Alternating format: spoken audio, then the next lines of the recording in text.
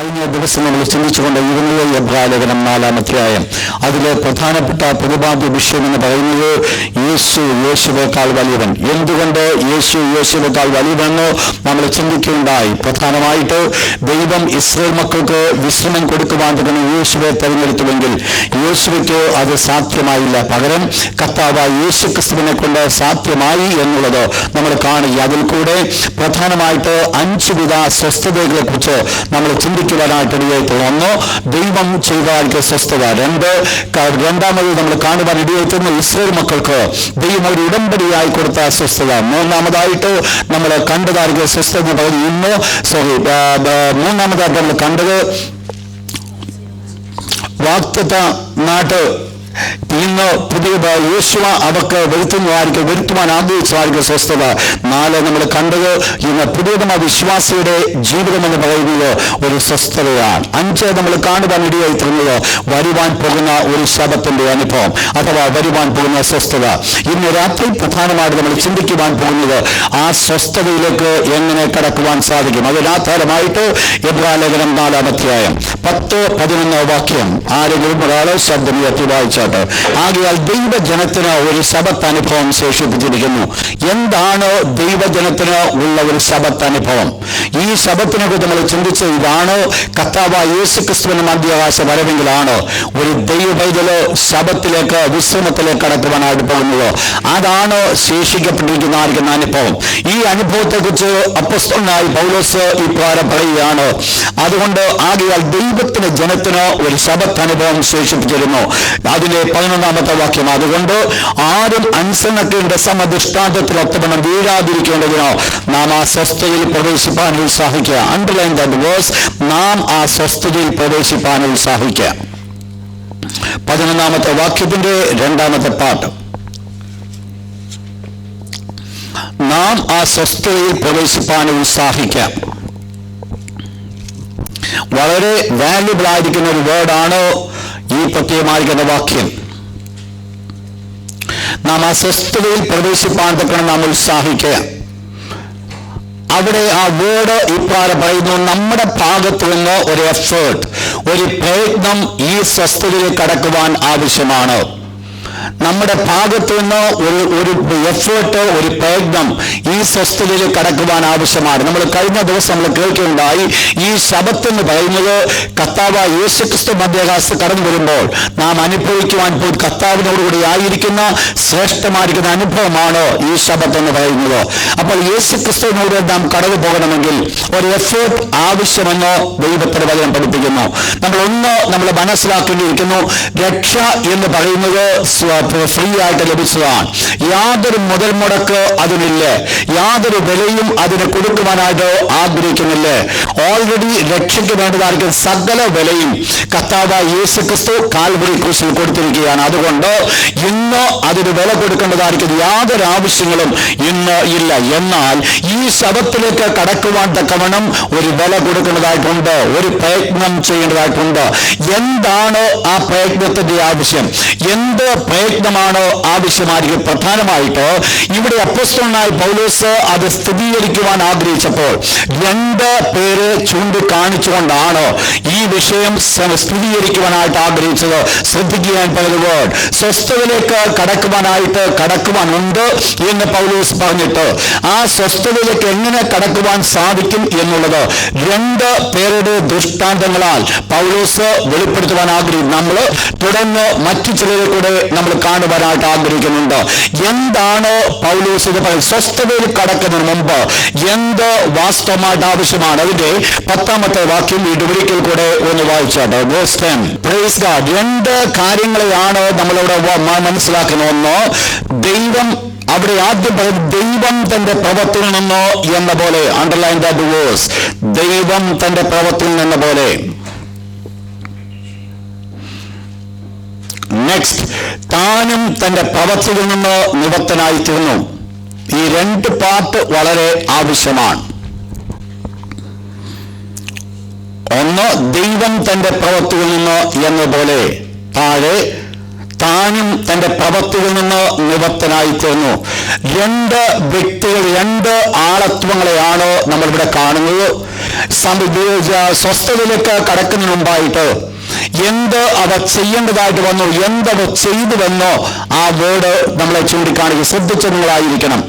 എന്താണ് അവർ ചെയ്തു എന്നുള്ളത് അവിടെ ചൂണ്ടിക്കാണിക്കുന്നു. ഒന്ന് പറഞ്ഞു, ദൈവം തന്റെ പ്രവൃത്തിയിൽ നിന്ന് എന്ന പോലെ. നെക്സ്റ്റ് പറയുന്നത്, അവന്റെ സ്വസ്ഥതയിൽ പ്രവേശിച്ചവൻ താനും തന്റെ പ്രവൃത്തിയിൽ നിന്ന് നിവർത്തനായി തീർന്നു. അപ്പോൾ ഇവിടെ രണ്ട് ആൾക്കാരെ കുറിച്ച് ചൂണ്ടിക്കാണിക്കുന്നു. ഒന്നാമത് പറയുന്നത് ദൈവത്തെയാണ്. എന്താണ് ദൈവം ചെയ്തത്? ദൈവം സ്വസ്ഥതയിലേക്ക് പ്രവേശിച്ചു. നോട്ട് ചെയ്താട്ട്, ദൈവം സ്വസ്ഥതയിലേക്ക് പ്രവേശിച്ചു. രണ്ട്, എന്ന പോലെ താനും തന്റെ പ്രവൃത്തിയിൽ നിന്ന് നിവർത്തനായി തീർന്നു. രണ്ട്, അവന്റെ സ്വസ്ഥതയിൽ പ്രവേശിച്ചവൻ. നിങ്ങൾക്കറിയാം അതാരെ കുറിച്ച് പറയുന്നു? കർത്താവായ യേശു. അപ്പോൾ യേശുവും സ്വസ്ഥതയിലേക്ക് കടന്നു. അപ്പോൾ രണ്ട് കൂട്ടം ആൾക്കാരാണ് സ്വസ്ഥതയിലേക്ക് കടന്നു. ഒന്ന്, ദൈവം സ്വസ്ഥതയിലേക്ക് കടന്നു. രണ്ട്, കർത്താവായ യേശുവും സ്വസ്ഥതയിലേക്ക് കടന്നു. നിങ്ങൾ മനസ്സിലാക്കേണ്ട ഒരു ഭാഗമുണ്ട്. ഇവ സ്വസ്ഥതയിലേക്ക്, ദൈവം സ്വസ്ഥതയിലേക്ക് കടന്നു, അതോടൊപ്പം തന്നെ കർത്താവായ യേശുവും സ്വസ്ഥതയിലേക്ക് കടന്നു. ഈ രണ്ടുപേരും സ്വസ്ഥതയിലേക്ക് കടക്കുന്നതിന് മുമ്പ് ഒരു കാര്യം അവർ ചെയ്യേണ്ടത് ആവശ്യമായിരുന്നു. ഏതിൽ നിന്നാണ് അവർ സ്വസ്ഥതയിലേക്ക് കടന്നത്? പ്രധാനമായിട്ട് ഇവിടെ നമ്മൾ കാണുന്നത്, ദൈവം തന്റെ പ്രവൃത്തിയിൽ നിന്ന് എന്ന പോലെ അവന്റെ സ്വസ്ഥതയിൽ പ്രവേശിച്ചവൻ താനും തന്റെ പ്രവൃത്തിയിൽ നിന്ന് നിവർത്തനായിട്ടുണ്ട്. എന്ന് പറഞ്ഞാൽ സ്വസ്ഥതയിലേക്ക് കടക്കുന്നതിന് മുൻപ് ഒരു പ്രവൃത്തി ഉണ്ട് എന്നുള്ളത് അവിടെ ശ്രദ്ധിക്കുക. Not ചെയ്യുന്നുള്ള word. സ്വസ്ഥതയിലേക്ക് കടക്കുന്നതിന് മുമ്പ്, സ്വസ്ഥത അനുഭവിക്കുന്നതിന് മുമ്പ് ഒരു പ്രവൃത്തി ഉണ്ട്. അഥവാ ഒരു പ്രവൃത്തിക്ക് ശേഷമാണ് സ്വസ്ഥത അനുഭവിക്കുവാനായിട്ട് പോകുന്നത്. ശ്രദ്ധിച്ച നിങ്ങളായിരിക്കണം. ഒരു സ്വസ്ഥതയെ കടക്കുന്നതിന് മുമ്പായിട്ട് ഒരു പ്രവൃത്തി ആവശ്യമാണ്. അവിടെ പറയുന്നു, ദൈവം തന്റെ പ്രവൃത്തിയിൽ നിന്ന പോലെ അവന്റെ സ്വസ്ഥതയിൽ പ്രവേശിച്ചവൻ താനും തന്റെ പ്രവൃത്തിയിൽ നിന്ന് നിവർത്തനായി തീർന്നു. അപ്പോൾ ദൈവം സ്വസ്ഥതയിലേക്ക് കടന്നത് നമുക്കറിയാം. 7-6 ദിവസം കൊണ്ട് ദൈവം സകലത്തെയും സൃഷ്ടിച്ച് 7-ാം ദിവസം ദൈവം സ്വസ്ഥമായത്. എന്ന് പറഞ്ഞാൽ ക്രിയേഷന്റെ പ്രവർത്തനങ്ങൾ പൂർണ്ണമായിട്ട് ദൈവം തീർക്കുവാനായിട്ടിടയായിത്തീർന്നു. ഇനി ഒന്നും സൃഷ്ടിപ്പാനായിട്ട് ദൈവത്തിനില്ല. സൃഷ്ടിക്കേണ്ടത് മുഴുവൻ ദൈവം സൃഷ്ടിച്ച് ആ സൃഷ്ടിപ്പിന്റെ പൂർണ്ണത വന്നതിന് ശേഷമാണ് ദൈവം സ്വസ്ഥതയിലേക്ക് കടന്നു വന്നത്. രണ്ട്, അവന്റെ സ്വസ്ഥതയിൽ പ്രവേശിച്ചവൻ താനും തന്റെ പ്രവർത്തനങ്ങളിൽ നിന്ന് നിവർത്തനായി. കർത്താവായ യേശു തന്റെ പ്രവർത്തിയിൽ നിന്ന് നിവർത്തനായി. എപ്പോൾ നിവർത്തനായി? ദൈവം യേശുക്രിസ്തുവിനെ കുറിച്ച് ആഗ്രഹിക്കുന്ന ദൈവിക പ്രവർത്തനങ്ങൾ യേശുക്രിസ്തുവിൽ കൂടെ നിറവേറ്റപ്പെട്ട ശേഷം എന്തിനു വേണ്ടി യേശു കടന്നു വന്നു? വീണ്ടെടുപ്പിന്റെ പ്രവൃത്തി നിവർത്തിക്കപ്പെട്ടു. അപ്പോൾ ദൈവം സൃഷ്ടിപ്പ് നിവർത്തിച്ചു, യേശു വീണ്ടെടുപ്പ് നിവർത്തിച്ചു. നോട്ട് ചെയ്താട്ട ഭാഗങ്ങൾ. ദൈവം നിറവേറ്റിയത് സൃഷ്ടിപ്പിന്റെ പ്രവൃത്തി, കർത്താവായ യേശുക്രിസ്തു നിവർത്തിച്ചത് രക്ഷയുടെ പ്രവൃത്തി. അപ്പോൾ ദൈവം ആ സൃഷ്ടിപ്പ് നിവർത്തിച്ച ശേഷം ദൈവം സ്വസ്ഥമായിരുന്നു. യേശു വീണ്ടെടുപ്പ് നിവർത്തിച്ച ശേഷം യേശുവും സ്വസ്ഥമായിരുന്നു. അങ്ങനെയെങ്കിൽ ഈ സ്വസ്ഥതയിലേക്ക് കടക്കുന്നതിന് മുമ്പ് മസ്റ്റായിട്ട് ഉണ്ടാകേണ്ട ഒരു കാര്യമാണ് ഒരു പ്രവൃത്തി എന്ന് പറയുന്നത്. ഇവിടെ ഈ പ്രവൃത്തിക്ക് 3 പ്രത്യേക ക്വാളിറ്റീസ് നമ്മൾ കാണുന്നുണ്ട്. 3 ക്വാളിറ്റീസ്. നോട്ട് ചെയ്താട്ടോ. ഈ പ്രവർത്തനത്തിന് ഒരു സ്വസ്ഥതയിലേക്ക് കടക്കുന്നതിന് മുമ്പ്, അഥവാ നല്ല മലയാളത്തിൽ നമ്മൾ പറഞ്ഞാൽ കർത്താവായ യേശുക്രിസ്തു മധ്യാകാശം വരുമ്പോൾ അവനോടുകൂടി എടുക്കപ്പെടണമെങ്കിൽ ഇവിടെ വെച്ച് ഒരു പ്രവൃത്തി തികച്ചവർക്ക് കർത്താവ് അങ്ങോട്ട് കൊണ്ടുപോകത്തുള്ളൂ. എന്ന് പറഞ്ഞാൽ അങ്ങോട്ട് കൊണ്ടുപോകുന്നതിന് മുമ്പ് ഒരു പ്രവൃത്തി ആവശ്യമാണ്. എന്താണ് ഈ പ്രവർത്തനത്തിന്റെ പ്രത്യേകത? 3 പ്രത്യേകതകളാണ് ഈ പ്രവർത്തനത്തിനകത്ത് നമ്മൾ കാണുവാനായിട്ട് സാധിക്കുന്നത്. ഒന്നാമത്തേത്, the first point, they all know what they were doing is correct. അവർ എന്ത് ചെയ്തു എന്നുള്ളത് ശരിയെന്നുള്ളത് അവർ മനസ്സിലാക്കുവാൻ കാരണമായി തീർന്നു. ഒന്ന് നോട്ട് ചെയ്താൽ they all knew what they were doing is correct. അവർ എന്ത് ചെയ്തു എന്നുള്ളത് അത് തന്നെയാണ് അവർ ചെയ്യേണ്ടതെന്നുള്ളത് അവർക്ക് അവര് അത് ചെയ്യുവാനായിട്ട് കാരണമായിട്ട് ഒരു വാക്യം ഒന്ന് വായിക്കുമ്പോൾ നിങ്ങൾക്ക് പെട്ടെന്ന് മനസ്സിലാക്കാം. യോഹന്നാന്റെ സുവിശേഷം 5-ാമത്തെ വാക്യം. യോഹന്നാൻ 5:36. John the gospel chapter 5 verse 36. ആ വാക്യം നിങ്ങൾ അണ്ടർലൈൻ ചെയ്യണം. ആ വേർഡ് ഇപ്രകാരം പറയുന്നു. ആ വേർഡ് ശ്രദ്ധിച്ച് നിങ്ങൾ അത് നോട്ട് ചെയ്യണം. അവിടെ പറയുന്നു, എനിക്ക് കർത്താവായ യേശു ക്രിസ്തു യഹൂദന്മാരോട് പറയുന്ന ഒരു വേർഡാണ് നമ്മൾ വായിച്ചു കേട്ടത്. അവിടെ പറയുന്നു, എനിക്കോ യോഹന്നാന്റെ സാക്ഷ്യത്തിലും വലിയ സാക്ഷ്യമുണ്ട്. എന്ത് സാക്ഷ്യം? എന്താണ് കർത്താവായ യേശു ക്രിസ്തുവിനെ കുറിച്ച് യോഹന്നാൻ സ്നാപകൻ ഇപ്രകാരം പറഞ്ഞു, എന്റെ പിന്നാലെ വരുന്നവരുടെ ചെരുപ്പിന്റെ വാ കഴിപ്പാൻ ഞാൻ യോഗ്യനല്ല. അവൻ നിങ്ങളെ പരിശുദ്ധാത്മാവ് കൊണ്ടും തീ കൊണ്ടും സ്നാനം കഴിപ്പിക്കും. അപ്പോൾ യോഹന്നാൻ കർത്താവായ യേശു ക്രിസ്തു ആരാണെന്നുള്ള സാക്ഷ്യം പറഞ്ഞു. ആ സാക്ഷ്യത്തെ മുൻപിൽ നിർത്തിക്കൊണ്ട് കർത്താവായ യേശു ക്രിസ്തു പറയുകയാണ്, യോഹന്നാൻ പറഞ്ഞ സാക്ഷ്യത്തെക്കാൾ വലിയ സാക്ഷ്യം എനിക്കുണ്ട്. അപ്പോൾ യേശു ക്രിസ്തുവിന്റെ ജീവിതം തന്നെ ദൈവം യേശുവിനെ അയച്ചു എന്നുള്ളത് സാക്ഷ്യപ്പെടുത്തുന്ന ഒരു ജീവിതമായിരുന്നു. എങ്ങനെ യേശു അത് വെളിപ്പെടുത്തി? അവിടെ പറയുന്നു, താഴെ പറയുന്ന വേർഡ് പ്രകാരമാണ്, അത് പിതാവ് എനിക്ക് അനുഷ്ഠിപ്പാൻ തന്നിരിക്കുന്ന പ്രവൃത്തികൾ. നെക്സ്റ്റ്, ഞാൻ ചെയ്യുന്ന പ്രവൃത്തികൾ തന്നെ. അവിടെ പറയുന്നു, ഞാൻ ചെയ്യുന്ന പ്രവൃത്തികൾ തന്നെ. അവിടെ പറയുന്നത്, നിങ്ങൾ ആ ഭാഗം നിങ്ങൾ അണ്ടർലൈൻ ചെയ്തിട്ട്, ഞാൻ ചെയ്യുന്ന പ്രവൃത്തികൾ തന്നെ. ദാറ്റ്സ് വളരെ വാല്യുബിൾ ആയിരിക്കുന്ന ഒരു വേർഡ്.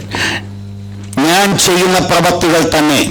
അവിടെ പറയുന്നു, പിതാവ് എനിക്ക് അനുഷ്ഠിപ്പാൻ തന്നിരിക്കുന്ന പ്രവൃത്തികൾ, അഥവാ ദൈവം എന്നെ ഒരു വേലയിൽ. നിങ്ങൾ ദയവായിട്ട് നിങ്ങൾ നോട്ട് ചെയ്യണമേ, നിങ്ങൾ ശ്രദ്ധിക്കണം, വളരെ ശ്രദ്ധയോടുകൂടി ഇന്ന് രാത്രി നിങ്ങളായിരിക്കണം. അവിടെ പറയുന്നു, പിതാവ് എനിക്ക് അനുഷ്ഠിപ്പാൻ തന്നിരിക്കുന്ന പ്രവൃത്തികൾ. അപ്പോൾ കർത്താവായ യേശു ക്രിസ്തുവിന് ഒരു കാര്യം അറിയാമായിരുന്നു, ദൈവം ചിലത് യേശുവിൽ ചെയ്യുവാനായിട്ട് പ്രേരിപ്പിച്ചു. അഥവാ ഈ ലോകത്തിൽ ഒരു പ്രവർത്തനം ദൈവം യേശുവിന് കൊടുത്തു എന്നുള്ളത് യേശു നന്നായിട്ട് മനസ്സിലാക്കി. എന്നിട്ട് യേശു പറഞ്ഞൊരു വേർഡാണ്, പിതാവ് എനിക്ക് അനുഷ്ഠിപ്പാൻ തന്നിരിക്കുന്ന പ്രവൃത്തികൾ. ഒരു കോമ കൊടുത്തിട്ട് പിന്നെ പറയുകയാണ്, ഞാൻ ചെയ്യുന്ന പ്രവൃത്തികൾ തന്നെ എന്ന് പറഞ്ഞാൽ ദൈവം എനിക്ക് തന്നിരിക്കുന്ന പ്രവൃത്തികളാണ് ഞാൻ ചെയ്യുന്നത്. ദൈവം എനിക്ക് ചെയ്യുവാൻ തന്നിരിക്കുന്ന പ്രവൃത്തിയാണ് ഞാൻ ചെയ്യുന്നത് എന്ന് പറഞ്ഞു കഴിഞ്ഞാൽ ഒരു അർത്ഥം മനസ്സിലാക്കണം. യോഹന്നാൻ സ്നാപകൻ യേശു ക്രിസ്തുവിനെ കുറിച്ച് സാക്ഷ്യം പറഞ്ഞപ്പോൾ ആ സാക്ഷ്യത്തെക്കാൾ വലിയ സാക്ഷ്യം യേശു പറയുകയാണ് എനിക്കുണ്ട് എന്ന് പറയും. എന്താ യേശുവിന്റെ സാക്ഷ്യം എന്ന് പറയുന്നത്? യേശുവിന്റെ സാക്ഷ്യം എന്ന് പറയുന്നത് താൻ ചെയ്യുന്ന പ്രവൃത്തി തന്നെയായിരുന്നു സാക്ഷ്യമായിരുന്നത്. യേശു ക്രിസ്തുവിന്റെ പ്രവൃത്തി ഒരു സാക്ഷ്യമായിരുന്നു. എന്താ യേശു ക്രിസ്തുവിന്റെ പ്രവൃത്തി ഒരു സാക്ഷ്യമായത്? നിങ്ങൾക്കറിയാം, യേശുക്രിസ്തു ആദ്യമായിട്ട് ദേവാലയത്തിലേക്ക് കടന്നു ചെന്നപ്പോൾ യേശുക്രിസ്തുവിന്റെ കയ്യിൽ ഒരു പുസ്തകം കൊടുത്ത് വായിച്ച് യേശു ഇപ്രകാരം പറഞ്ഞു, എളിയവരോട് സദ്വർത്തമാനം അറിയിപ്പാൻ യഹോവയായ കർത്താവ് എന്നെ അഭിഷേകം ചെയ്യാൻ ദൈവത്തിന്റെ ആത്മാവ് എന്റെ മേലുണ്ട്, ഭക്തന്മാർക്ക് വിടുതൽ. അപ്പോൾ കർത്താവായ യേശുക്രിസ്തു മനസ്സിലാക്കി എന്തിനാണ് ദൈവം തന്നെ ഈ ലോകത്തിലേക്ക് അയച്ചത്, എന്താണ് തനിക്ക് ചെയ്യുവാനുള്ള പ്രവൃത്തി. യേശുക്രിസ്തുവിന്റെ ഈ ലോകത്തിലെ ശുശ്രൂഷയിൽ കൂടെ അക്ഷരികമായിട്ട് ആ പ്രവർത്തനം വെളിപ്പെടുത്തുക. അഥവാ ദൈവം എന്ത് യേശുവിൽ ഫലമേൽപ്പിച്ചതോ, ദൈവം എന്ത് ഡ്യൂട്ടിയാണ് യേശുക്രിസ്തുവിന് കൊടുത്തതോ, യേശുക്രിസ്തുവിന് എന്ത് അധികാരം കൊടുത്തുവോ ആ പ്രവൃത്തി ഒരു കാര്യം വെളിപ്പെടുത്തി ദൈവം യേശുവിനെ അയച്ചു എന്നുള്ളത് നമ്മൾ മനസ്സിലാക്കേണ്ട വിഷയമുണ്ട്. ദൈവം നമ്മെ അയച്ചിരിക്കും, നമുക്ക് ഉള്ള ഒരു പ്രവൃത്തി, അഥവാ ഞാൻ അതിലേക്ക് കടന്നു വരുന്നതായിരിക്കും.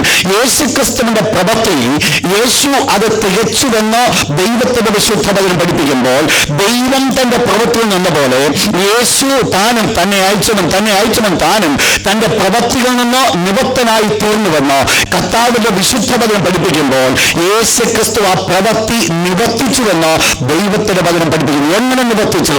ആ എന്താണ് ദൈവം താൻ ചെയ്യുവാൻ തക്കണം ആഗ്രഹിച്ചതോ അത് തന്നിൽ കൂടെ നിറവേറ്റപ്പെടുവാൻ സാധ്യമായി തീർന്നു. നിങ്ങൾക്ക് ഒരു വാക്യം കൂടെ നിങ്ങൾ പഠിപ്പിച്ചു കഴിഞ്ഞാൽ പെട്ടെന്ന് നിങ്ങൾക്ക് ആ വിഷയം മനസ്സിലാക്കുവാനായിട്ട് സാധിക്കും. വായിച്ചോട്ടെ. അതിന് ഫസ്റ്റ് ശമൂവേൽ ചാപ്റ്റർ 13 വേഴ്സ് നമ്പർ 9. 1 ശമൂവേൽ 13:9. അവിടെ പറയുന്നു അവൻ തന്നെ ഹോമയാഗം കഴിച്ചു. ഇവിടെ നമ്മൾ കാണുന്നത് ഒരു ശൗൽ രാജാവിനെ കുറിച്ച്. ദൈവം ആദ്യമായി ഇസ്രായേലിന് രാജാവായിട്ട് വിളിച്ച് വേർതിരിച്ച ഒരു വ്യക്തി, കഴുതകളെ അന്വേഷിച്ച് നടന്നതായ വ്യക്തി. എന്നാൽ ദൈവത്തിന്റെ മുൻനിശ്ചയ പ്രകാരമായിട്ട് ഈ വ്യക്തിയെ ഇസ്രായേലിന്റെ രാജാവായിട്ട് അഭിഷേകം ചെയ്തിട്ട് ശമൂവേൽ പ്രവാചകൻ പറഞ്ഞു, ഞാൻ വരുന്നത് വരെ നീയോ എനിക്കായി കാത്തിരിക്കണം, ഞാൻ വന്നോ യാഗം കഴിക്കും. എന്നാൽ എന്ത് സംഭവിച്ചു? ചില പ്രത്യേകമായിരിക്കുന്ന സാഹചര്യങ്ങൾ തന്റെ ജീവിതത്തിൽ കടന്നു വന്നപ്പോൾ സ്വാഭാവികമായിട്ട് നമ്മുടെ ജീവിതത്തിലും ആ ഒരു സാഹചര്യം കടന്നു വന്നാൽ നാമും അവിവേകം കാണിക്കുന്നതിനകത്ത് യാതൊരു സംശയമില്ല. ശൗലിന്റെ ജീവിതത്തിൽ സംഭവിച്ചത് നമ്മുടെ ജീവിതത്തിലാണെങ്കിൽ അതിനേക്കാൾ മുൻപേ നമ്മളിതൊക്കെ ചെയ്തു പോയതിന് കാരണം പ്രധാനമായിട്ട് 3 കാര്യങ്ങളാണ് ശൗലിന് ഫേസ് ചെയ്യേണ്ടതായിട്ട് വന്നത്. ഒന്ന്, ഈ ഇസ്രായേൽ മക്കള് ചുരയിക്കൊണ്ടേയിരിക്കുന്നു. അത് മാത്രമല്ല, ഈ ഫിലിസ്തരെല്ലാം ഒരുമിച്ച് കൂടി. അതോടൊപ്പം തന്നെ ശമൂവേൽ പ്രവാചകൻ പറഞ്ഞ അവധിക്ക് വന്നില്ല. ഈ 3 കാരണങ്ങൾ കൊണ്ടാണ് ശൗൽ രാജാവ് യാഗം കഴിക്കുവാനായിട്ട് തുടങ്ങി. എന്നാൽ ശൗല് യാഗം കഴിക്കുവാൻ തുടങ്ങിയപ്പോൾ ശമൂവേൽ പ്രവാചകൻ കാര്യം പറഞ്ഞു, ദൈവം നിന്റെ രാജ്യത്തെ നിന്നിൽ നിന്ന് മാറ്റിയിരിക്കുന്നു. എന്തുകൊണ്ടാണ് അത് സംഭവിച്ചത്? ദൈവം ശൗലിനെ കുറിച്ച് ആഗ്രഹിച്ച ജോലി ഉണ്ടായിരുന്നു, പ്രവർത്തിക്കുവാൻ ഒരു പ്രവർത്തനം ദൈവം ശൗലിന് കൊടുത്തു. എന്നാൽ താൻ പ്രവർത്തിക്കേണ്ടതിന് അപ്പുറത്ത് കയറി പ്രവർത്തിക്കുവാനായിട്ട് ശൗൽ ആഗ്രഹിച്ചപ്പോൾ ശൗലിനെ ആ സ്ഥാനത്ത് നിന്ന് ദൈവം മാറ്റി. നിങ്ങൾ മനസ്സിലാക്കണം, ഈ ഭാഗത്താണ് കർത്താവായ യേശുക്രിസ്തു പറയുന്നത്, പിതാവ് എനിക്ക് അനുഷ്ഠിപ്പാൻ തന്നിരിക്കുന്ന പ്രവൃത്തികൾ ഞാൻ ചെയ്യുന്ന പ്രവൃത്തികൾ തന്നെ. അപ്പോൾ ഒരു ദൈവ പൈതലിന് ഈ ഒരു കാര്യം മനസ്സിലാക്കുവാൻ സാധിക്കുമെങ്കിൽ, ഈ ഒരു കാര്യം ചെയ്യുവാൻ പറ്റുമെങ്കിൽ അവരുടെ ജീവിതം അനുഗ്രഹിക്കപ്പെട്ടു എന്നുള്ളതിനോ യാതൊരു സംശയമില്ല. എന്താ ഇവിടെ പറയുന്നത്? ഇവിടെ ഒന്നാമത് സംഭവിച്ച പ്രവർത്തനത്തിന്റെ ഒന്നാമത്തെ പ്രത്യേകത, എന്ത് തങ്ങൾ ചെയ്യണമോ അതവർ ചെയ്യുന്നതായിട്ട് നമ്മൾ കാണുന്നു. രണ്ടാമത് ഈ പ്രവർത്തനത്തിന്റെ പ്രത്യേകത, they all completed their works. അവരെല്ലാവരും ആ പ്രവൃത്തി തികച്ചു. They all completed their works. അവരുടെ പ്രവൃത്തി ഭാഗികമായിട്ട് കൊണ്ട് അവസാനിപ്പിക്കുകയല്ല ചെയ്തത്, അത് പൂർണ്ണമായിട്ട് തീർത്തു. വായിച്ചത് യോഹന്നാന്റെ സുവിശേഷം 17-ാം അധ്യായം അതിന്റെ 4-ാമത്തെ വാക്യം. John the Gospel chapter 17 verse 4. യോഹന്നാൻ 17:4. ശ്രീ കർത്താവായ യേശുക്രിസ്തു പറയുന്നു, ഞാൻ ഭൂമിയിൽ, ഇത് യേശുക്രിസ്തുവിന്റെ ഒരു പൗരോഹിത്യ പ്രാർത്ഥനയാണ്. യോഹന്നാൻ 17-ാം അധ്യായം. ഈ ഭൂമിയിൽ വെച്ച് യേശു ചെയ്യുന്ന ഒരു പൗരോഹിത്യ പ്രാർത്ഥന. ആ പ്രാർത്ഥനയിൽ കർത്താവായ യേശു ദൈവത്തോട് പ്രാർത്ഥിക്കുമ്പോൾ ഇപ്രകാരം പറയുന്നു, ഈ ഭൂമിയിൽ വെച്ച് ഞാൻ നിന്നെ മഹത്വപ്പെടുത്തി. കർത്താവേ, ഞാൻ നിന്നെ മഹത്വപ്പെടുത്തി. എന്നിട്ട് പറയുന്നു, നെക്സ്റ്റ് വേർഡ്, നീ ചെയ്യുവാൻ തന്നെ പ്രവൃത്തി ഞാൻ. അപ്പോൾ എന്ത് പ്രവർത്തനമാണ് ഞാൻ ചെയ്യേണ്ടിയിരുന്നത് അത് ഞാൻ പൂർണ്ണമായിട്ട് തികച്ചിരിക്കുന്നു എന്ന് പറഞ്ഞാൽ ആ കംപ്ലീറ്റഡ് വർക്ക്, ആ വേല പൂർണ്ണമായിട്ട് നിറവേറ്റപ്പെട്ടു. ശ്രദ്ധിച്ചോണേ നിങ്ങൾ. ഒന്നാമത് ഞാൻ പറഞ്ഞത്, എന്താണ് അവർ ചെയ്യേണ്ടിയിരുന്നത് അതവർ ചെയ്യുവാനിടയായിട്ടുണ്ട്. 2, എന്തു വേല അവരെ കൊടുത്തതോ അത് പരിപൂർണമായിട്ട് നിവർത്തിക്കപ്പെടുവാനിടയായിത്തീരുന്നു. ദൈവം ശബത്തിലേക്ക് കടക്കുന്നുണ്ട്. എന്ത് ദൈവം സൃഷ്ടിക്കണമായിരുന്നുവോ ആ ക്രിയേഷന്റെ പൂർണ്ണത കഴിഞ്ഞിട്ടാണ് ദൈവം വിശ്രമിക്കുവാനായിട്ട് മാറിയത്. യേശു വിശ്രമിക്കുവാനായിട്ട് കടന്നുപോയപ്പോൾ, ദൈവത്തിന്റെ സ്വസ്ഥതയിലേക്ക് കർത്താവായ യേശുക്രിസ്തു കടന്നുപോയപ്പോൾ, യേശു എന്തോ ഈ ലോകത്തിൽ തികയ്ക്കണമായിരുന്നു അത് പൂർണ്ണമായി തികച്ചുകൊണ്ട് യേശു സ്വസ്ഥതയിലേക്ക് കടന്നു. അപ്പോൾ പ്രവർത്തനത്തിന് ഒന്നാമതുണ്ടാകേണ്ടത് ചെയ്യേണ്ടത് ഏൽപ്പിച്ചത് ചെയ്യണമെന്നുള്ളതും, രണ്ടാമതുണ്ടാകേണ്ടത് ഏൽപ്പിച്ചത് പൂർണ്ണമായി ചെയ്യേണ്ടമെന്നുള്ളത്. മൂന്നാമത് ഈ ജോലിയുടെ മൂന്നാമത്തെ പ്രത്യേകത, they all had satisfaction. They all had satisfaction in what they were doing. അവർ എന്ത് ചെയ്തു എന്നുള്ളതിൽ അവർക്ക് ഒരു സംതൃപ്തി ഉണ്ടായിരുന്നു. അവര് എന്തോ ചെയ്തു, എന്തൊക്കെയോ ചെയ്തു, ഒന്നും ഒരു മനസ്സോട് അല്ലെങ്കിൽ ഒരു അസംതൃപ്തമായിരിക്കുന്ന മനസ്സോടുകൂടി അല്ല ഈ സമയത്ത് ആയിരുന്നത്.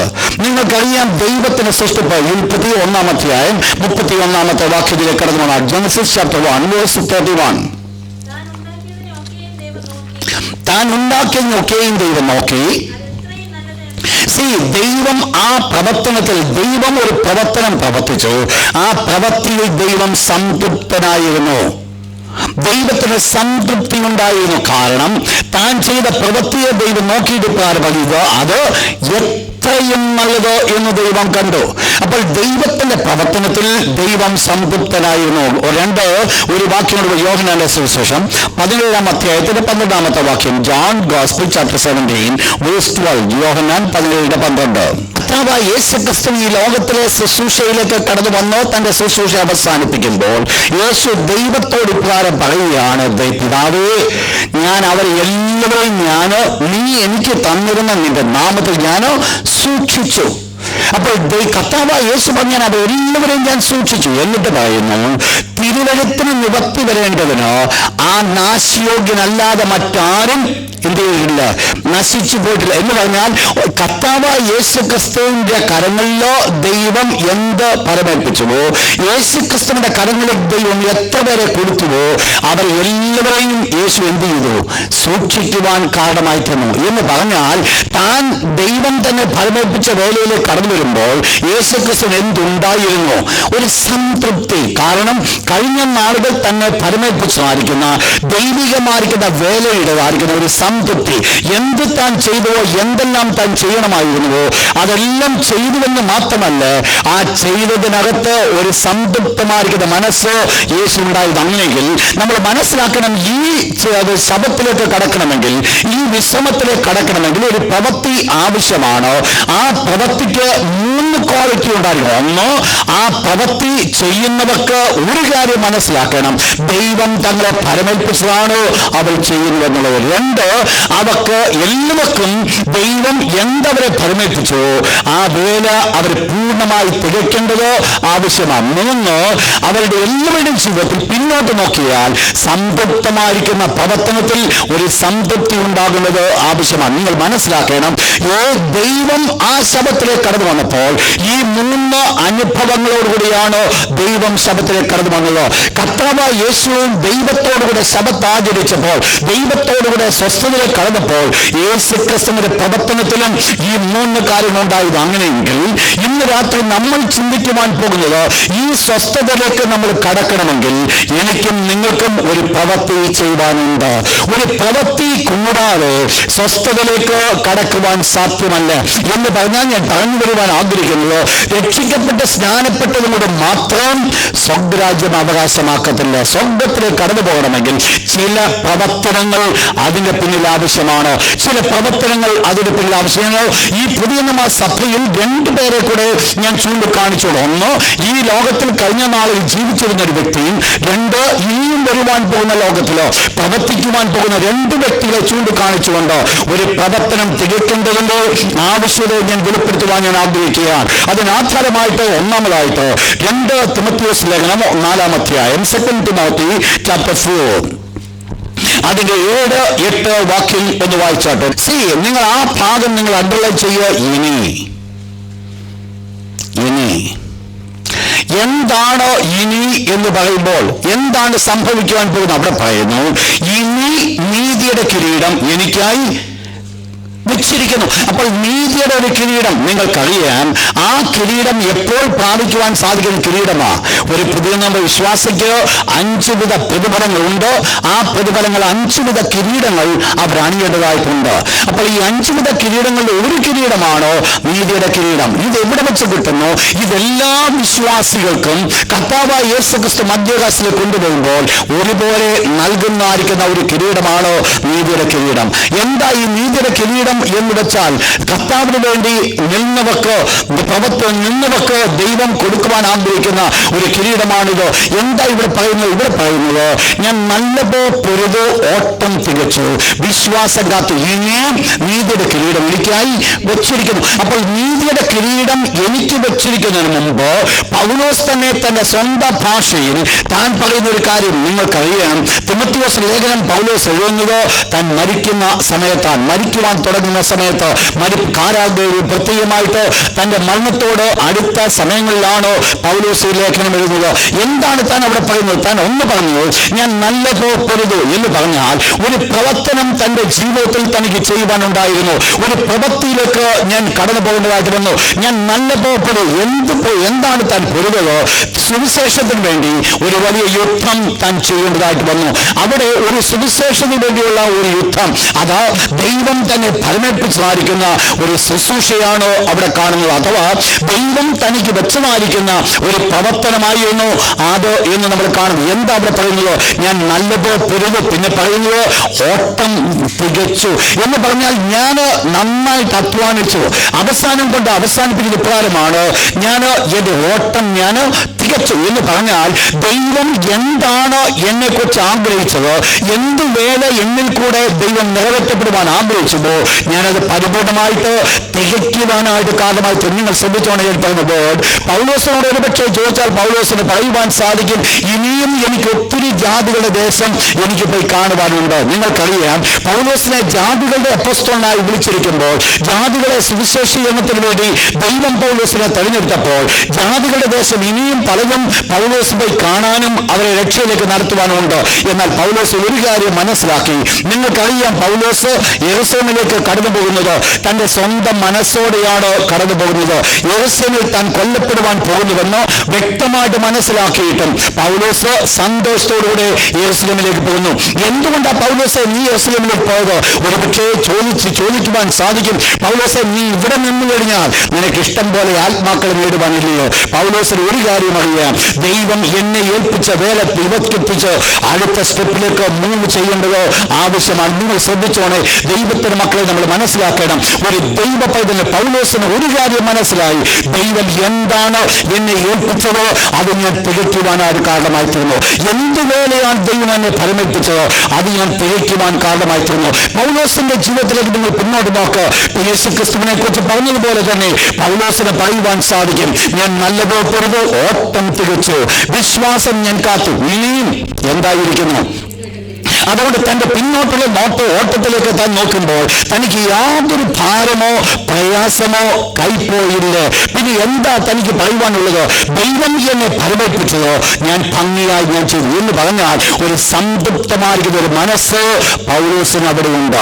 ഒന്ന്, താൻ ദൈവം തന്നെ ഫലമേൽപ്പിച്ചായിരിക്കുന്ന പോലെ എന്താണെന്ന് പൗലോസ് താൻ മനസ്സിലാക്കി. നിങ്ങൾക്കറിയാം, പൗലോസിനെ കുറിച്ച് പൗലോസ് തന്നെ പറയുന്ന ഒരു വേർഡുണ്ട്. ഗലാത്യ ലേഖനത്തിലേക്ക് ഒന്ന് കടന്നു. ഗലാത്യ ലേഖനം 2-ാം 7 മുതൽ 10 വരെയുള്ള വാക്യം. Galatians chapter 2 verse 7 to 10. പൗലോസ് വ്യക്തമായിട്ട് മനസ്സിലാക്കി, എനിക്കുള്ള ശുശ്രൂഷ എന്ന് പറയുന്നത് അഗ്രചർമ്മക്കാരുടെ ഇടയില, അഥവാ ജാതികളോട് സുവിശേഷം പറയുന്ന ഒരു ജോലിയാണോ ദൈവം എനിക്ക് തന്നത്. വ്യക്തമായിട്ട് താനത് മനസ്സിലാക്കി. എന്താണ് ദൈവം തന്നെ ഫലമേൽപ്പിച്ചിരിക്കുന്നത്, എന്താണ് ദൈവം തന്റെ കയ്യിൽ തന്നിരിക്കുന്നത്, യാതൊരു ഡൗട്ടും തനിക്കില്ല. പൗലോസിനറിയാം, പത്രോസിനെ ദൈവം വിളിച്ചത് ഈ യഹൂദന്മാരുടെ അപ്പോസ്തലനായിട്ട് വിളിച്ചിരിക്കുന്ന പോലെ തന്നെ എന്നെ വിളിച്ചിരിക്കുന്നത് ജാതികളുടെ അപ്പോസ്തലനായി. എന്നിട്ട് താഴോട്ട് വായിച്ചോട്ടെ. നിങ്ങൾ മനസ്സിലാക്കുക, പൗലോസിന്റെ ജീവിതത്തിലേക്ക് കടന്നു വരുമ്പോൾ ഞാൻ നല്ല പൊരുത്, ഓട്ടം തികച്ച് വിശ്വാസം കാത്തുവെന്ന് പൗലോസ് പറയുന്നതെന്നും പറയുമ്പോൾ പൗലോസ് വെറുതെ അല്ല പറയുന്നത്. ഒന്ന്, താൻ വ്യക്തമായിട്ട് മനസ്സിലാക്കി എന്താണ് ദൈവം തന്നെ ഫലമേൽപ്പി. കരങ്ങളുയർത്തി ദൈവത്തിന് ഒരു ഹല്ലേലൂയ പറഞ്ഞാട്ടോ. ദൈവം എന്താണ് തന്നെ ഫലമേൽപ്പിച്ചു എന്നുള്ളത് പൗലോസ് മനസ്സിലാക്കി. 2, ആശ്രയം നിൽക്കുന്നത് ദൈവം എനിക്ക് ഒരു ജോലി തന്നിട്ടുണ്ട്. ആ ജോലി എന്താണെന്നുള്ളത് എനിക്ക് നന്നായിട്ട് അറിയാം. ഞാൻ ആ ജോലി ചെയ്തുകൊണ്ടിരിക്കുന്നിടത്തോളം കാലം എന്നെ സൂക്ഷിക്കുവാനുള്ള ഉത്തരവാദിത്വം ആ കൊലക സ്വർഗത്തിലെ ദൈവത്തിനുള്ളതാ. നിങ്ങൾ മനസ്സിലാക്കണം ആ വിഷയം. സ്വർഗത്തിലെ ദൈവത്തിന്റെ ഉത്തരവാദിത്വമാണ് എന്നെ പ്രൊട്ടക്ട് ചെയ്യുക എന്നുള്ളത്.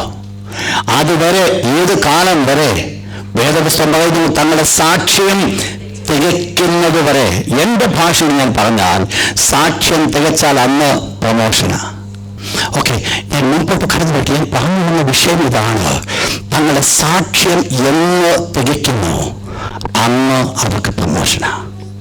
എന്താ ഇവിടെ സംഭവിച്ചത്? പക്ഷെ ആ സാക്ഷ്യം തികയ്ക്കുന്ന നാൾ വരെ എന്ത് ചെയ്യാൻ സാധ്യമല്ല. ഒരു ദുഷ്ടനും നിങ്ങളെ തൊടുവാൻ സാധ്യമാണ്. അങ്ങനെയെങ്കിൽ നിങ്ങൾ മനസ്സിലാക്കിക്കോണം, നമ്മളൊരു ജയത്തിന്റെ ജീവിതം നയിക്കുവാനുള്ള ഏക മാർഗം എന്ന് പറയുന്നത് എന്ത് ചെയ്യാന്നറിയാമോ? ദൈവം നമ്മളെ ഏൽപ്പിച്ചത് നമ്മൾ ചെയ്യുക. ദൈവം നമ്മളെ ഏൽപ്പിച്ചത് ചെയ്യുന്നില്ല എങ്കിലാണ് പ്രതികൂലങ്ങൾ, പ്രശ്നങ്ങൾ കടന്നു വരുന്നത്. ദൈവം തന്നെ ഏൽപ്പിച്ച് ചെയ്യുന്നില്ലെങ്കിൽ പ്രശ്നമില്ലെന്നല്ല, ചെയ്യുന്നത് കൊണ്ട് പ്രശ്നം ഉണ്ടാകത്തില്ലെന്നല്ല ഞാൻ പറഞ്ഞു വരുന്നത്. ഇവിടെ എന്താ ഇവിടുത്തെ വിഷയം? അവർ തങ്ങളുടെ സാക്ഷ്യം തികച്ച ശേഷം, അപ്പോൾ തികയ്ക്കുന്ന നാൾ വരെ അവരെ ദൈവം കാവൽ ചെയ്തു. അവർക്ക് ദൈവം അധികാരം കൊടുത്തു. അവർക്ക് കൂടെ ദൈവം വീര്യപ്രവൃത്തി നടത്തി. ദൈവത്തിന്റെ അതിശയത്തിന്റെ കരങ്ങൾ കാണുവാനായിട്ട് ഇടയായിത്തീർന്നു. എന്നാൽ ഒരു പർട്ടിക്കുലർ സമയമുണ്ടായിരുന്നു. ദൈവത്തിന് നമ്മൾ എല്ലാവരെയും കുറിച്ചൊരു പർപ്പസ് ഉണ്ട്. നമ്മുടെ എന്തെങ്ങനെയാണെന്നുള്ള ദൈവത്തിന് അറിയാം. ഒരു പക്ഷേ ഞാൻ വിട്ടുകൊണ്ട് മരിക്കണമെന്നായിരിക്കാം ദൈവത്തിന് ഹിതം. ഒരു പക്ഷെങ്കിൽ നിങ്ങൾ നോർമലായി ഡെത്ത് പ്രാപിക്കണമെന്നായിരിക്കും ദൈവത്തിന് ഹിതം. അത് ഞാനും നിങ്ങളും അറിയുന്നില്ല, ദൈവം അറിയുന്നു. ദൈവത്തിന്റെ വിശുദ്ധവചനം എബ്രായലേഖനം ഇപ്രകാരം പറയുന്നു, ചിലരെ വാളുകൊണ്ട് വെട്ടിക്കൊന്നു, ചിലര് മാന്യമായിരിക്കുന്ന മരണം പ്രാപിച്ചു. ഇവരെല്ലാവരും വിശുദ്ധരോ അശുദ്ധരമായതുകൊണ്ടല്ല, ദൈവത്തിന്റെ ഓരോരുത്തരെ കുറിച്ചുള്ള ദൈവത്തിന്റെ പർപ്പസ് അതായിരുന്നു. ഈ രണ്ടുപേരെ കുറിച്ചുള്ള ദൈവത്തിന്റെ പർപ്പസ് എന്ന് പറയുന്നത് അവർ ആ എതിർക്രിസ്തുവിന്റെ കൈയാൽ മരിക്കണമെന്നുള്ളതാണ്. എന്നാൽ ആ മരണമെന്ന് പറയുന്നത് എപ്പോൾ സംഭവിച്ചു? അവർ തങ്ങളുടെ സാക്ഷ്യം തികച്ച ശേഷം. അപ്പോൾ ഇവര് വിശ്രമത്തിലേക്ക് കടക്കുന്നതിനുണ്ടായിട്ട് ഇവരുടെ ജീവിതത്തിൽ ഒരു കാര്യം ചെയ്യേണ്ടതായിട്ട് വന്നു. ഇവരും ഒരു വിശ്രമത്തിലെ ഒരു പ്രവൃത്തി ചെയ്യേണ്ടതായിട്ട് വന്നു. ഞാൻ പറഞ്ഞു വന്ന വിഷയം ഇതാണ്. ദൈവം സ്വസ്ഥതയിലേക്ക് കടന്നു, യേശു സ്വസ്ഥതയിലേക്ക് കടന്നു, പൗലോസ് സ്വസ്ഥതയിലേക്ക് കടന്നു, ഈ രണ്ട് പ്രവാചകന്മാർ സ്വസ്ഥതയിലേക്ക് കടന്നു. ഇവരെല്ലാവരും സ്വസ്ഥതയിലേക്ക് കടക്കുന്നതിന് മുമ്പ് ഇവരെല്ലാവരും ഒരു പ്രവൃത്തി തികച്ചിട്ടാണ് കടന്നത് എന്ന് പറഞ്ഞു കഴിഞ്ഞാൽ അതിന്റെ അർത്ഥം പ്രവൃത്തി തികയ്ക്കുന്നവർ മാത്രമേ എങ്ങോട്ട് പോകത്തുള്ളൂ? സ്വസ്ഥതയിലേക്ക് പോകത്തുള്ളൂ. ഒരു പ്രവൃത്തി തികയ്ക്കേണ്ടത് ആവശ്യമാണ്. നിങ്ങൾ ഒരുപക്ഷെ നമുക്കറിയാം, കർത്താവായ യേശുക്രിസ്തു ദൈവത്തിന്റെ വിശുദ്ധവചനത്തിൽ ഒരു വാക്യം കൂടെ കടന്നു വന്നാട്ട് വായിച്ചോട്ട്, അതിന് ആധാരമായിട്ടൊരു വാക്യം വായിച്ചോട്ട്. 1 കൊരിന്ത്യർ 12 മർക്കോസിന് ശേഷം 13 34 വാക്യം. Mark chapter 13 verse 34. മാർക്ക് അധികാരവും അവനവന് അതത് വേലയും കൊടുത്തിട്ട്. അപ്പോൾ എന്താ ഇവിടെ പറയുന്നത്? ഓരോരുത്തർക്ക് ഓരോ വേലയുണ്ട്. പുതിയ സഭയെ നമ്മൾ മനസ്സിലാക്കേണ്ട വിഷയമുണ്ട്. നമുക്കെല്ലാവർക്കും ദൈവം ഒരു പ്രവൃത്തി തന്നിട്ട്, ഒരു പ്രവൃത്തി ഇല്ലാത്ത ഒരൊറ്റ വ്യക്തിയും ദൈവസഭയ്ക്കകത്തില്ല. ഒരു വാക്യം കൂടെ, 1 കൊരിന്ത്യർ 12 വാക്യം. 1 കൊരിന്ത്യർ 12:11 1 Corinthians chapter 12 verse 11. എന്നാൽ ഇതെല്ലാം പ്രവർത്തിക്കുന്നത് താൻ ഇച്ഛിക്കുന്ന പോലെ. അപ്പൊ മനസ്സിലാക്കണം എങ്ങനെയാ, എന്താ എന്നെ കുറിച്ച് ദൈവം ആഗ്രഹിക്കുന്ന പ്രവൃത്തി. ആ ഭാഗത്ത് അവിടെ പറയുന്നു. എന്നാൽ ഒരിക്കൽ കൂടെ വേർഡ് വായിച്ചോട്ടെ. എന്താ ദൈവം എന്നെ കുറിച്ച് ആഗ്രഹിക്കുന്ന പ്രവൃത്തി? ആ വേർഡ് ഒരിക്കൽ കൂടെ വായിച്ചോട്ടെ. എന്നാൽ ഇതെല്ലാം പ്രവർത്തിക്കുന്നത് താൻ ഇച്ഛിക്കും പോലെ അവനവന് അതത് വരം പകുത്തു കൊടുക്കുന്ന. അപ്പോൾ വാസ്തവത്തിൽ എന്നെ കുറിച്ച് ദൈവം ആഗ്രഹിക്കുന്ന വേല എന്താണെന്നുള്ളത് എനിക്ക് നന്നായിട്ടറിയാം. എന്ത് മനസ്സിലാക്കിയാൽ മതി? എന്നിൽ കൂടെ വെളിപ്പെടുന്ന ദൈവിക കൃപ നോക്കിയാൽ മതി. ദൈവം ഓരോരുത്തർക്ക് ദൈവത്തിലെ ഇഷ്ടപ്രകാരം പകർന്നു കൊടുക്കുന്ന ആത്മാവ് അഥവാ പകർന്നു കൊടുക്കുന്ന കൃപാവരങ്ങൾ, അതിനനുസരിച്ചായിരിക്കും എന്നിൽ കൂടെ പ്രവൃത്തി വെളിപ്പെടേണ്ടത്. നിങ്ങൾ മനസ്സിലാക്കണം, നമുക്ക് എല്ലാവർക്കും ഒരു പ്രവൃത്തിയുണ്ട് എന്ന് പറഞ്ഞാൽ, എന്നിലും ഞാനും നിങ്ങളും ദൈവത്തിന്റെ ആത്മാവിനെ പ്രാപിച്ചിരിക്കുമ്പോൾ പ്രാഥമികമായിട്ട് എനിക്കും നിങ്ങൾക്കൊരു ജോലിയുണ്ട്. നിങ്ങൾക്കറിയാൻ 3 ഏരിയകൾ നമ്മുടെ ജോലിയുണ്ട്. 1 ദൈവത്തോട് നമുക്കൊരു ജോലിയുണ്ട്. 2 സഭയോട് നമുക്കൊരു ജോലിയുണ്ട്. 3 ജാതികളുമായിട്ട് നമുക്കൊരു ജോലിയുണ്ട്. ഈ 3 നമുക്ക് ജോലി ചെയ്യുന്നതായിട്ടുണ്ട്. സഭയിലെ ജോലിയാണ് ഈ കൃപാവരങ്ങൾ കൂടെ നമുക്കിവിടെ വെളിപ്പെടുന്നത്. അതോടൊപ്പം തന്നെ ജാതികൾക്കുള്ള ജോലിയാണ് അവരെ രക്ഷയിലേക്ക് ആദായപ്പെടുത്തുക എന്നുള്ളത്. അപ്പോൾ എല്ലാവർക്കും ആ ജോലി പ്രവർത്തനം കൊടുത്തിരിക്കുമ്പോൾ ആ പ്രവർത്തനം പ്രവർത്തിക്കുവാനായിട്ട് ദൈവം നമ്മെക്കുറിച്ച് ആഗ്രഹിക്കുന്നു. അപ്പോൾ ഈ പ്രവർത്തനം പ്രവർത്തിച്ചെങ്കിൽ മാത്രമേ നാം സ്വർഗ്ഗത്തിലേക്ക് കടക്കുവാൻ സാധിക്കൂ എന്ന് പറഞ്ഞു കഴിഞ്ഞാൽ നമ്മൾ മനസ്സിലാക്കണം. അവസാനമായിട്ട് കൊണ്ട് ഞാൻ കൺക്ലൂഡ് ചെയ്യുന്നത് മത്തായി 25 അധ്യായത്തിൽ കർത്താവായ യേശുക്രിസ്തു പറയുന്ന ഉപമ 5 താലന്ത് 2 താലന്ത് 1 താലന്ത്. എന്താ അവിടെ വെളിപ്പെടുത്തുന്നത്? 5 താലന്തുകാരൻ 5 കൂടെ നേടി, 2 താലന്തുകാരൻ 2 കൂടെ നേടി, 1 താലന്തുകാരൻ കൊണ്ട് എന്ത് ചെയ്തു? കുഴിച്ചിട്ടു. അവൻ എന്താ സംഭവിച്ചത്? അവന് സംഭവിച്ചത് ദുഷ്ടനായ ദാസനെ എന്ന് പറഞ്ഞുകൊണ്ട് എങ്ങോട്ട് വിട്ടു? നിത്യ നരകത്തിൽ. എന്താ അതിന് കാരണം? താലന്ത് ലഭിക്കാനായിട്ടല്ല അവൻ നരകത്തിൽ പോയത്. പിന്നെ എന്തുകൊണ്ട് നരകത്തിൽ പോയി? താലന്ത് വ്യാപാരം ചെയ്യാത്തത് കൊണ്ട് നരകത്തിൽ പോയി. നീ ശ്രദ്ധിക്കണമേ, ദൈവത്തിന്റെ മക്കളെ നീ മനസ്സിലാക്കണം. ഞാനും നിങ്ങളും ദൈവത്തിന് വേണ്ടി ഇതുപോലെ ചെയ്യുന്നില്ല എങ്കിൽ എനിക്ക് നിങ്ങൾക്ക് സ്വർഗ്ഗത്തിൽ പോകാൻ ബുദ്ധിമുട്ടാ എന്ന് പറഞ്ഞാൽ അങ്ങോട്ട് എടുക്കത്തില്ല. അങ്ങോട്ട് ചെല്ലാനായിട്ട് ബുദ്ധിമുട്ടുണ്ട്. എനിക്കും നിങ്ങൾക്കൊരു ഡ്യൂട്ടി ദൈവം തന്നിട്ടുണ്ട്. അത് ചെയ്തതിൽ മാത്രമേ സ്വർഗ്ഗത്തിലേക്ക് എടുക്കപ്പെടുവാൻ സാധിക്കുകയുള്ളൂ. നമ്മൾ ഒരു കാര്യം നമ്മൾ മനസ്സിലാക്കണം, ഒരു പ്രവർത്തനം നമുക്ക് പ്രവർത്തിക്കണമെന്നുണ്ട് എന്നുള്ളത് സത്യമാണ്. എന്നാൽ ഈ പ്രവൃത്തി ഏതുമായിട്ട് കണക്റ്റഡ് ആയിരിക്കണമെന്നുള്ളത് അതിലും പ്രാധാന്യമായ ഒരു വിഷയമാണ്. ശ്രദ്ധിക്കണം, ഞാൻ പറഞ്ഞത് നമുക്ക് എല്ലാവർക്കും ഒരു പ്രവർത്തിക്കുവാനുണ്ട്. ആ പ്രവർത്തനത്തിൽ 3 പ്രത്യേകത ഉണ്ടായിരുന്നു. 1, ദൈവം എന്നെ ഏൽപ്പിച്ചതായിരിക്കണം ഞാൻ ചെയ്യേണ്ടത്. 2, ദൈവം ഞാൻ ചെയ്യുന്നത് പൂർണ്ണമായിട്ട് ഞാൻ ചെയ്യണം. 3, ഞാൻ ചെയ്യുന്നതിനെ കുറിച്ച് എനിക്ക് സംതൃപ്തി ഉണ്ടായിരിക്കണം. ഈ 3 കാര്യങ്ങൾ അവിടെ നമ്മൾ കാണുമ്പോൾ എന്റെ ജീവിതത്തിലും ഇതേ അനുഭവം ഉണ്ടാകേണ്ടത് വളരെ ആവശ്യമാണ്. ഇന്ന് ഞാൻ ചെയ്യുന്ന ആൾക്ക് ജോലി നമുക്ക് തന്നെ മനസ്സിലാക്കണം, ദൈവം എന്നെ പരമേൽപ്പിച്ചതാണ് ഞാൻ ഇത് ചെയ്യുന്നത്. കാരണം എങ്ങനെ വെളിപ്പെടുവാൻ സാധിക്കും? നമുക്കൊന്നുകിൽ ക്യാരക്ടറിസ്റ്റിക് ഗിഫ്റ്റ് ആയിരിക്കാം, അല്ലെങ്കിൽ the gifts of the Holy Spirit ആയിരിക്കും. ഇതൊക്കെയും വെളിപ്പെടുത്തുന്നത് നമ്മെക്കുറിച്ച് ദൈവം ആഗ്രഹിക്കുന്ന ഒരു പ്രവർത്തനത്തിലേക്കാണ് നമ്മളെ കൊണ്ടുപോകുന്നത്. അതിന് പ്രത്യേകിച്ച് ഒരു പ്രവചനത്തിന്റെ ആവശ്യമില്ല. ഓൾറെഡി നമ്മളെ ദൈവം അതിലേക്കാണ് നയിച്ചുകൊണ്ടേയിരിക്കുന്നത്. ദൈവകൃപയിൽ നമ്മൾ ആയിരിക്കുന്നുവെങ്കിൽ, ദൈവത്തിന്റെ കരങ്ങൾ നാം ആയിരിക്കുന്നുവെങ്കിൽ, വിത്തിൻ ഷോർട്ട് ടൈം കൊണ്ട് നമ്മൾ മനസ്സിലാക്കും നമ്മളെക്കുറിച്ചുള്ള ദൈവത്തിന്റെ ഉദ്ദേശം എന്താണ്, ദൈവത്തിന്റെ വേറെ എന്താണെന്നുള്ളത്. അത് നാം ചെയ്യുവാൻ ദൈവം നമുക്ക്. എന്നാൽ ഈ പ്രവർത്തനം ഏതിൽ കൂടെയാണ് ചെയ്യേണ്ടത്? വളരെ മനസ്സിലാക്കേണ്ട വിഷയമാണ്. ഈ വായിച്ച മത്തായിയുടെ സുവിശേഷം 7-ാം അധ്യായം 21 മുതൽ 23 വരെയുള്ള വാക്യം. Matthew chapter 7 verse number 21 to 23. Praise God. അവിടെ പറയുന്നു, എന്നോട് കർത്താവേ കർത്താവേ എന്ന് വിളിച്ചു പറയുന്ന ഏവരുമല്ല, പിന്നെ സ്വർഗ്ഗസ്ഥനായ എന്റെ പിതാവിന്റെ ഇഷ്ടം ചെയ്യുന്നതിനത്രേ സ്വർഗ്ഗത്തിൽ. താഴത്തെ വാക്യം കൂടെ താഴോട്ട് നിങ്ങൾ വായിക്കുമ്പോൾ നിങ്ങൾക്ക് മനസ്സിലാക്കുവാൻ സാധിക്കും, ഒരു പ്രവർത്തനം പ്രവർത്തിച്ച ഒരു കൂട്ടരെയാണ് നമ്മളവിടെ കാണുന്നത്. പ്രവർത്തിക്കാതിരിക്കുന്ന ഒരു കൂട്ടത്തെ അല്ല ഇവിടെ കാണുന്നത്. കർത്താവിനോട് അവർ ചെന്ന് പറയുകയാണ്, കർത്താവേ നിന്റെ നാമത്തിൽ ഞങ്ങൾ പ്രവേശിച്ചു, നിന്റെ നാമത്തിൽ ഞങ്ങൾ രോഗികളെ സൗഖ്യമാക്കി, നിന്റെ നാമത്തിൽ ഞങ്ങൾ ഭൂതങ്ങളെ പുറത്താക്കി. അപ്പോൾ ഇവരെല്ലാവരും ആരായിരുന്നു? ഒരു പ്രവർത്തനം പ്രവർത്തിച്ചവർ. പ്രവർത്തിച്ചുവെങ്കിലും കർത്താവായ യേശു ഇപ്രകാരം പറഞ്ഞു, അധർമ്മം പ്രവർത്തിക്കുന്നവരെ എന്നെ വിട്ട് നിങ്ങൾ പോകുക. എന്താ ഇവിടെ സംഭവിച്ചത്? ഇവരൊരു പ്രവർത്തനം പ്രവർത്തിച്ചു എങ്കിലും ഇവർക്ക് എങ്ങോട്ട് പോകാൻ സാധ്യമായില്ല. ശബത്തിലേക്ക്, വിശ്രമത്തിലേക്ക് കടക്കുവാൻ ശ്രദ്ധിച്ചാണ് ഞാൻ പറഞ്ഞത്. അവര് പ്രവർത്തനം പ്രവർത്തിച്ചവരാണെങ്കിലും സ്വസ്ഥതയിലേക്ക് കടക്കുവാൻ സാധ്യമായി എന്ന് പറഞ്ഞാൽ, ഇന്ന് പ്രവർത്തിക്കുന്ന എല്ലാ ദൈവമക്കളെന്ന് പറയപ്പെടുന്നവരും എങ്ങോട്ട് കടക്കത്തില്ല? സ്വസ്ഥതയിലേക്ക് കടക്കത്തില്ല. ഞാൻ ആദ്യം പറഞ്ഞു, ദൈവമക്കൾക്ക് എല്ലാവർക്കും എന്തുണ്ടായിരിക്കണം? ഒരു പ്രവർത്തനം ഉണ്ടായിരിക്കണം. ആ പ്രവൃത്തി അവരെ കൂടെ തേക്കണം. 2, ഞാൻ പറഞ്ഞു വരുന്നത്, ഈ പ്രവൃത്തി ചെയ്യുന്ന എല്ലാവരും എങ്ങോട്ട് പോകത്തില്ല? സ്വർഗ്ഗത്തിലേക്ക് പോകത്തില്ല. പിന്നീട് എന്താ അതിനാവശ്യമായിരിക്കുന്നത്? അവിടെ പറയുന്നു, എന്നോട് കർത്താവേ കർത്താവേ എന്ന് വിളിച്ചു പറഞ്ഞ ഏവരുമല്ല, സ്വർഗ്ഗസ്ഥനായ എന്റെ പിതാവിന്റെ ഇഷ്ടം ചെയ്യുന്നവനത്രേ സ്വർഗ്ഗരാജ്യത്തിലോ കടക്കും. അപ്പോൾ എന്റെ പ്രവൃത്തി ഏതുമായിട്ട് ബന്ധപ്പെട്ടിരിക്കണമെന്നറിയാമോ? ദൈവത്തിന്റെ ഇഷ്ടത്തോടുകൂടി ആയിരിക്കണം പ്രവർത്തിക്കുന്നത്. അഥവാ ദൈവത്തോടുള്ള ബന്ധത്തിൽ നിന്നായിരിക്കണം ദൈവത്തിന്റെ പ്രവൃത്തി ഞാൻ ചെയ്യേണ്ടത്. ശ്രദ്ധിക്കുക, ദൈവത്തോടുകൂടെ ചേർന്നായിരിക്കണം ഞാൻ ഈ പ്രവർത്തിക്കണം. എനിക്ക് പ്രവർത്തിക്കുവാൻ സാധിക്കും. എന്നാൽ ആ പ്രവർത്തനം പ്രവർത്തിക്കുന്നതിന്റെ അർത്ഥം ഞാൻ സ്വർഗ്ഗത്തിൽ എടുക്കപ്പെടുമെന്നല്ല. ഭൂതങ്ങളെ പുറത്താക്കിയ സത്യമാണോ? അതിന്റെ അർത്ഥം അവർ സ്വർഗ്ഗത്തിൽ പോകുന്നല്ല. രോഗികളെ സൗഖ്യമാക്കിയ സത്യമാണോ? അതിന്റെ അർത്ഥം അവർ സ്വർഗ്ഗത്തിൽ പോകുന്നല്ല. അവർ അന്യഭാഷ സംസാരിച്ചു സത്യമാണോ? എന്നാൽ അവർ സ്വർഗ്ഗത്തിൽ പോകുന്നല്ല. ഞാൻ പറഞ്ഞത് നിങ്ങൾ മനസ്സിലായോ? ഇന്ന് കാണുന്നതായിരിക്കുന്ന എല്ലാ കൃപാവരങ്ങളിലും അതിന്റെ തെളിവല്ല ആ വ്യക്തി സ്വർഗ്ഗത്തിൽ പോകുമെന്നുള്ളത്. പിന്നീട് എന്താ അവിടെ വെളിപ്പെടുന്ന ഒരു കാര്യമുണ്ട്.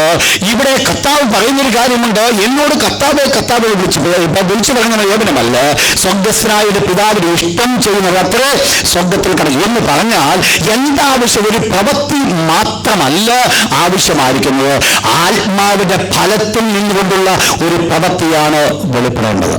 ശ്രദ്ധിക്കുക, ഞാൻ പറയുമ്പോൾ അവരൊരു വെറും പ്രവൃത്തിയല്ല ദൈവത്തോട് എക്സ്പെക്ട് ചെയ്യുന്നത്. എന്തെങ്കിലും ദൈവത്തോട് പ്രവർത്തിക്കുക എന്നുള്ളത് അല്ല ദൈവത്തിന് വേണ്ടത്.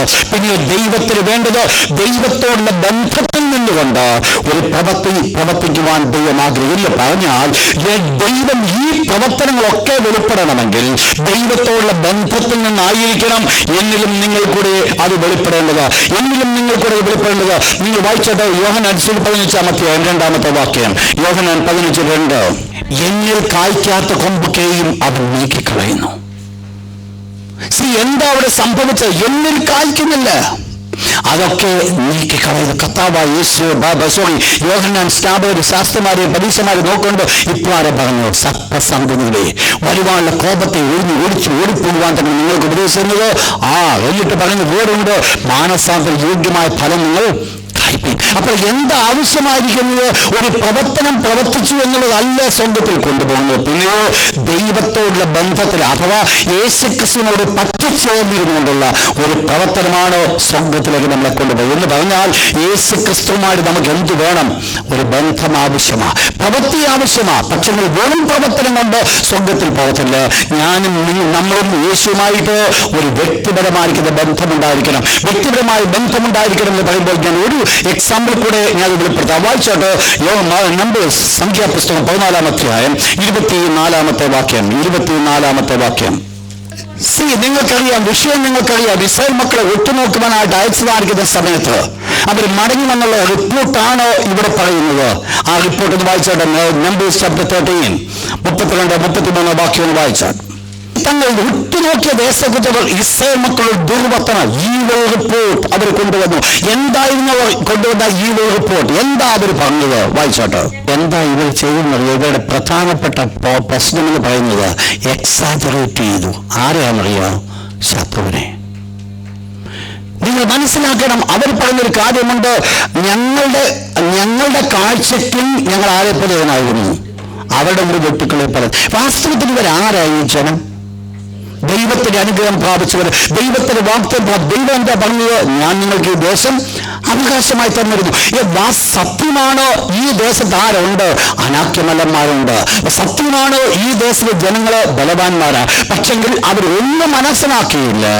അവരെ കൊണ്ട് ദൈവത്തിന് ഈ ദേശം നേടിയെടുക്കുവാൻ സാധിക്കുന്നവർ മനസ്സിലാക്കിയില്ല. എന്താ അവർക്ക് സംഭവിച്ച കുഴപ്പമെന്ന്?